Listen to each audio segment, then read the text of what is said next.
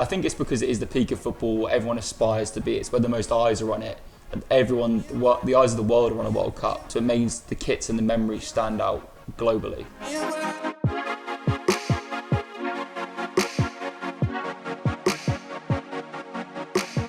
I've been involved with football kits all my life, like indirectly not realising that I really enjoyed them. So I'd always want different kits. So like when I was younger, like everyone would want the generic kits, and I was always wanting the ones that were a bit out there. I remember one kit that stood out to me when I was younger was like the England goalkeeper shirt, the navy one. It was like Paul Robinson special, as I was always into the different coloured ones. And I guess that kind of then carried on through. I always had a passion and love for kits. And then in 2019, I really finally had some disposable income and decided to just start collecting kits and getting more and more into it. And in 2020, it just exploded. So then everyone in the world was finally like realising that kits are these things that people can wear, whether it's for nostalgic reasons or whatnot.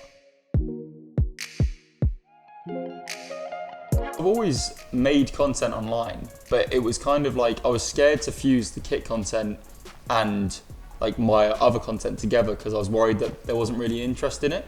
So then I just decided to start making a few videos on football kits and just to see what the reaction was.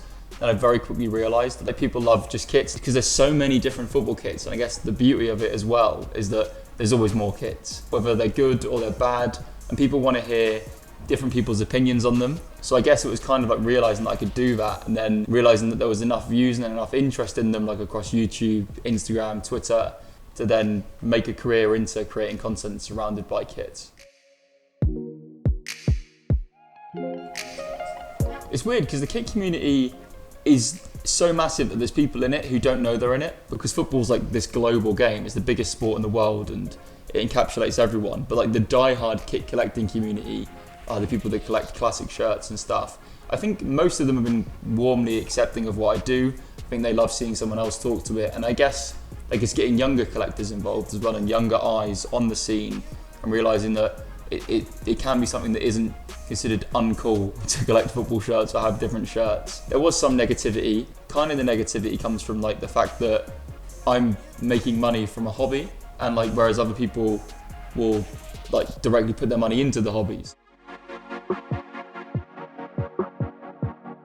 I think it's like just do what you enjoy doing, because there's so many niches, right? There's so many clubs around the world, and just do something and be different, be out there, be interesting if you can, and try and show your personality. I think just wear and do stuff that is yourself. I think it's because it is the peak of football. Everyone aspires to be. It's where the most eyes are on it. And the eyes of the world are on a World Cup. So it means the kits and the memories stand out globally. Is it bad if I'm biased towards England? I'd have to go with England's 04 to 06. I love like you get like the silver player font like numbers and letters on the back as well. I thought it was brilliant. Obviously England's 1966. Everyone says the red one because obviously we wore it in the final, but I prefer the white. I think it's because it's the England home colour. I love that kit. The final England one I talk about is the Italian 93rd shirt. I think it's just fantastic. The Brazil 1994. Everything that like is 90s Umbro to me is in that shirt. You've got the collar, the design is slightly out there, but also in a way almost subtle as well. The final one would be the Mexico 94. I love that one. It was actually one of the big first shirt purchases I made. It was one of them ones that was kind of like, oh, I'm a collector now.